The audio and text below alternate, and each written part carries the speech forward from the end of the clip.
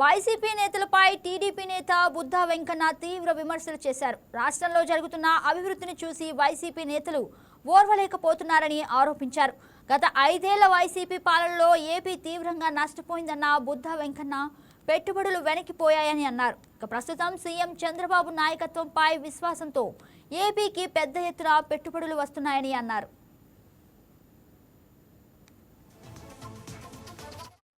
విజయసాయిరెడ్డి అనగా 2 సార్లు రాజ్యసభ సీట్ ఇస్తే రాజీనామా చేసి అతను అధికారంలో ఉన్నప్పుడు దాచుకున్నటువంటి డబ్బు గాని అతని మీద ఉన్నటువంటి చోరీ కేసులు గాని రాజీనామా చేస్తే చంద్రబాబు నాయుడు గారు అక్కడిని చేర్చుకుంటారు అనుకున్నారు. చంద్రబాబు గారి దగ్గరికి వెళ్ళారు, కూటమి నాయకుల దగ్గరికి వెళ్ళారు.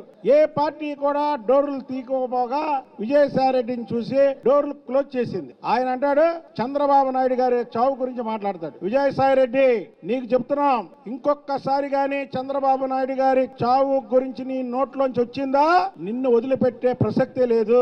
ఎందుకంటే మొన్న మా నాయకుడు మీటింగ్ లో కొన్ని విషయాలు చెప్పారు. ఎవరిని బూతులు మాట్లాడద్దు, ఎవరిని వ్యక్తిగతంగా మాట్లాడద్దు అని. చంద్రబాబు నాయుడు గారి గురించి నువ్వు మాట్లాడినటువంటి పదజాలాలు ఏవైతే ఉన్నాయో రాజకీయాల్లో ఎవరు కూడా మాట్లాడరు. అలాంటి మాటలు మాట్లాడావు నువ్వు గాని ఈసారి కానీ అలాంటి మాటలు మాట్లాడితే మాత్రం నీకు దేహశుద్ధి తప్పదు. ఎందుకంటే మా నాయకుడిని మాట్లాడితే మేము ఎందుకు కోరుకుంటాం? అయినా మాట్లాడు, నువ్వు రాజకీయ మళ్ళీ అందులో అంటాడు రాజకీయంగా ఏదైనా వ్యతిరేకించుకోవాలి కానీ వ్యక్తిగత కక్షలు ఉండకూడదు అంటాడు. వ్యక్తిగత కక్షలు ఏంటి? జగన్మోహన్ రెడ్డితో 16 నెలలు జైల్లో ఉన్నది ఎప్పుడు? ఏ ప్రభుత్వంలో? ఆ రోజు కాంగ్రెస్ ప్రభుత్వంలో. ఆ రోజు ఎందుకు వెళ్ళావు నువ్వు జైలుకి?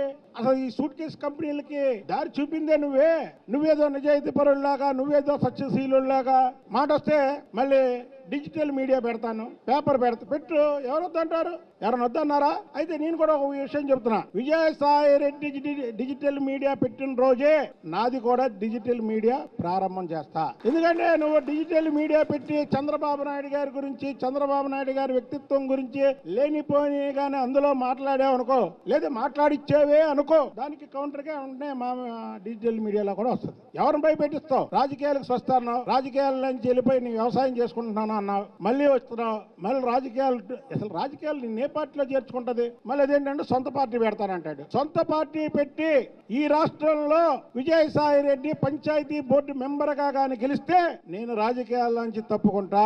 ప్రతి వాళ్ళకి తోటి అలవాటైపోయింది. రాజకీయ పార్టీ పెడతాం, సొంత రాజకీయ పార్టీ పెడతాం. పెట్టుకోండి. ఎవరు వద్దన్నారు? ఎవరిని బెదిరిస్తారు మీరు? అభివృద్ధి చేసే నాయకుడిని బెదిరిస్తారా? విజయం